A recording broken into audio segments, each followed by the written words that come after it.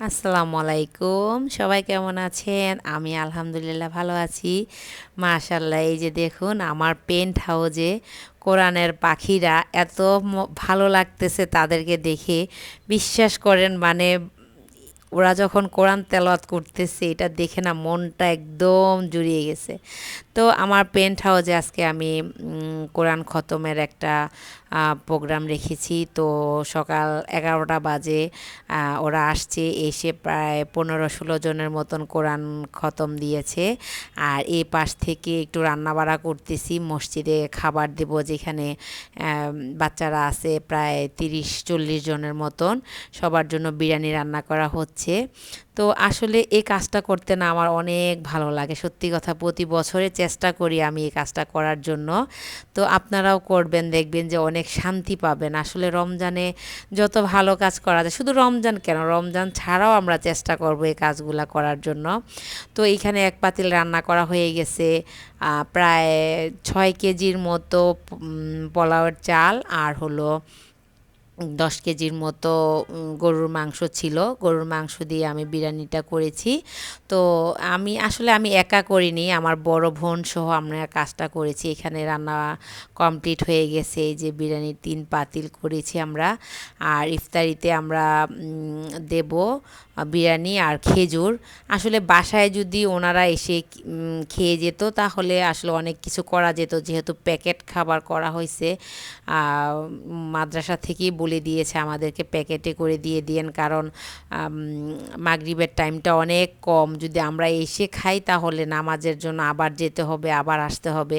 তো সেই জন্য আমরা প্যাকেটে করে দিয়ে দিলাম। এই যে আমার ছোট বোনটা প্যাকেট করতেছে। তো আমি বললাম যে ভালো দেখে, একদম ভালো করে মাংস দেখে দেখে সবাইকে দিবা। তো এখানে প্যাকেটিংয়ের কাজ চলতেছে। আসলে রমজান মাসটা না এবার খুব দ্রুতই চলে যাচ্ছে, তাই না?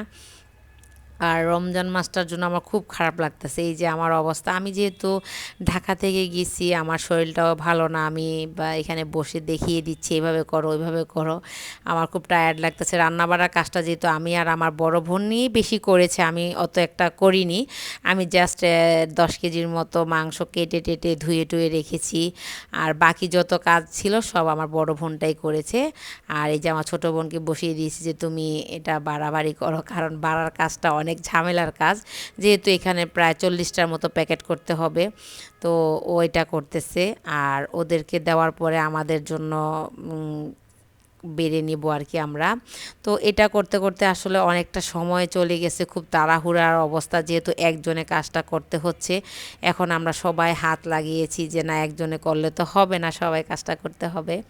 তো এখানে খেজুর, তারপরে হলো যে শসা আর কাঁচামরিচ, লেবু দিয়ে দিচ্ছে।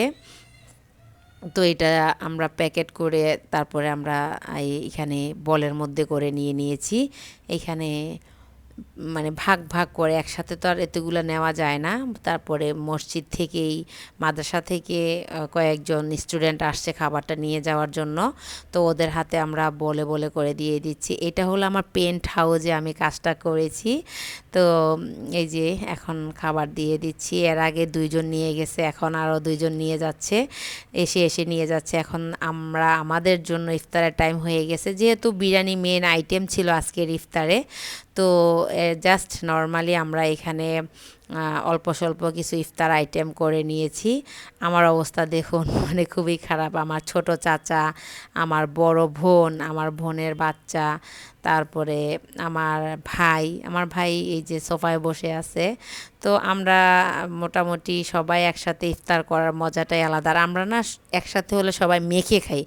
আমাদের বাসার একটা যে আমরা মাখানো ছাড়া আমাদের কাছে ভালো লাগে না। তো এই কাজটা আমার ছোট বোন করে, আর আমার বাসায় ঢাকাতে আমার বড় ছেলে কাজটা করে।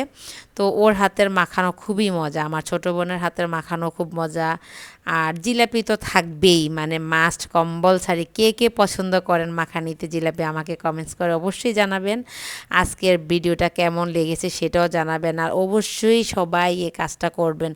আসলে দুনিয়া ছেড়ে চলে যেতে হবে, তাই না? রমজানে একটা হলো সবাই ভালো কাজ করার চেষ্টা করবেন, গরিব দুঃখীর পাশে থাকবেন, যার যতটুকু সম্ভব সবাই গরিব দুঃখীর পাশে থাকবেন। তো আজকে এখানে বিদায় নিব, আল্লাহ হাফেজ।